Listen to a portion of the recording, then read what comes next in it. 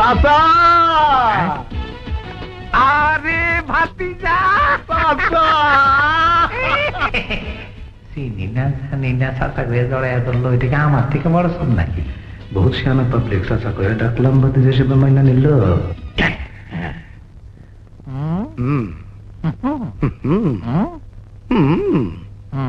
কবে থেকে কি এই সব ধান্দাবাজি কবে থেকে কি আবল তাবল বলতাছ আবুল তাবল কিলকুতা খাইলে ঠিকই টের পাইবা খবরদার জোতা মাইরা মুখের চামড়া খুইলা ফেলাবো কি এত বড় সাহস তুমি আমারে জুতা মারবা এত বড় সাহস মারো দেখি মারো দেখি মারো মারো দেখি, মারো। এইটা কি ধইরা ফেলাইছে শোনো এইখান থেকে 50 টাকা আমার 50 টাকা তোমার না এখান থেকে 10 টাকা তোর 90 টাকা আমার 50 টাকা আমার 50 টাকা তোমার না 10 টাকা তোর 90 টাকা আমার দে টাকা দে কর টাকা দে 50 দে আমার টাকা দে 50 50 ঝামেলা করিস না ভাই আরে ওই ছেলেটা আরে ওই মাঝখানে ছেলেটা লেগে গেল গেল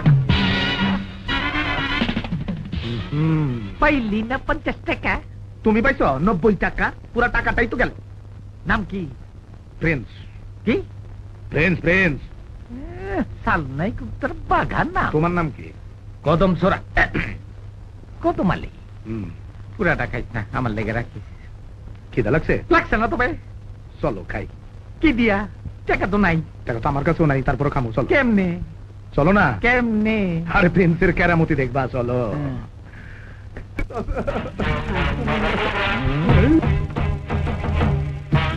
পায়ে ব্যথা পাচ্ছেন কি কর পায়ে ব্যথা আছে আমার পা কই কিছুই টের পাচ্ছেন না যে না আচ্ছা কিছুই টের পাচ্ছেন না এই কি মারছেন কেন এটা কোন ধরনের চিকিৎসা এটার নাম লাঠি থেরাপি একটা দিয়েছে আর 49টা দিলে উনার পা ভালো হয়ে যাবে ইন্নালিল্লাহ বলে কি বুঝলাম না একটু খুলা বলেন কাঁদো না চাচা কাঁদো না উনি একটা বাড়ি মারছে আর ওনাকে 49টা বাড়ি মারবে চাইলেই তোমার পাও ভালো হয়ে যাবে পাইতাছি টের পাইতাছি কি টের পাইতাছো আমার পা ভালো হয়ে গেছে আল্লাহ মাবুদ বুকে সাহস রাখো পাটা একটু নাড়াচাড়া করো তো চাচা নাড়াচাড়া করো এই তো ভালো হয়ে গেছে আল্লাহ ভালো হয়ে গেছে ভালো হয়ে গেছে এক বাড়িতেই ভালো হয়ে গেলে আপনার এই লাঠিটা কবিরাজি লাঠি রূপ বরকতি লাঠি আচ্ছা উঠুন উঠে চুপচাপ বসুন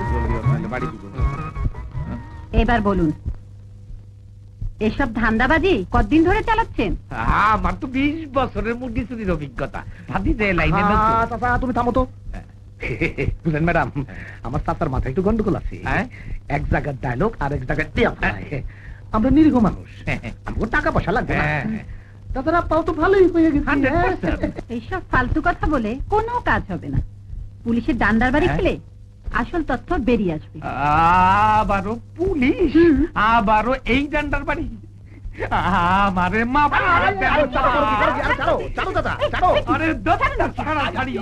পুলিশের লাঠির বাড়ি তো তুমি খাও নাই খাইছি তো আমি রহমান দারোগার ডান্ডার বাড়ি চোটে রোজই আমার জামা কাপড় লুঙ্গি খারাপ হয়ে যাইতো প্রত্যেক আমাবাস্যা পূর্ণিমার মধ্যে আমার গিরা গিরা ফুল্লা উঠে শুনেন মা আসল কথা বলি তার আগে এই ডান্ডাটা আমার হাতে দেন বাকি কথা নির্ভয়ে বলি আমার নাম কদম আলী পেশা মুরগি চুরি লোকে আমাকে কদমা চোরা বলে ডাকে আমাদের অঞ্চলে এমন কোন মুরগি নাই যে আমাকে দেখে চিনে না পরে দারোগা পুলিশের হাতে মাইসের হাতে গুতা নিয়ে অনেক খাইছি 3-4 বার মাথা কামাইয়া দিছে শেষে এই মাইনসের গুতানি খাইতে খাইতে বাধ্য হইয়া এই শহরে চলে আইছি এখন ওর কথা ওর মুখে শুনলেন হয় ক আরে কস না ধরা পড়ে গেছি তো ক আমার নাম প্রিন্স কি প্রিন্স ম্যাট্রিক ফেল আমি আসলে ধাপ্পাবাজ মানুষকে ধোকা দিয়ে মানুষকে ধোকা দিয়ে আমি জীবিকা নির্বাহ করি। শেষ কাজটা করেছি সুলতানপুর হোটেল ম্যানেজারের সঙ্গে। I am wanted by the police. আপনাদের তো অনেক বুদ্ধি, গায়ে শক্তিও আছে, কাজ করে খান না কেন? কাজ কি ছেলের হাতের মোয়া নাকি ম্যাডাম, যে চাইলেই পাওয়া যায়? কে দেবে কাজ? আমি দেব। আপনি? কি কাজ? যেই কাজই দেই না কেন, কাজটি আপনাদের করতেই হবে। আমি কিন্তু থাল বাসন মাজতে পারব না। আমি যদি চাই তাই করতে হবে। মগের মুল্লুক নাকি? চল দেই বাতি যা, আটকায় কোন ফল হয়।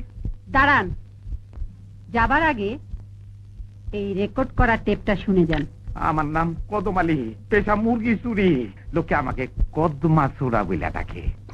আমি আসলে ধাপ্পাবাজ, মানুষকে ধোকা দিয়ে আমি জীবিকা নির্বাহ করি। I am wanted by the police.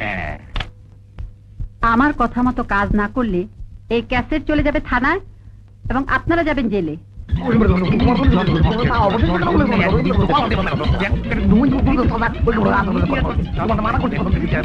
থামুন, বসুন বসুন।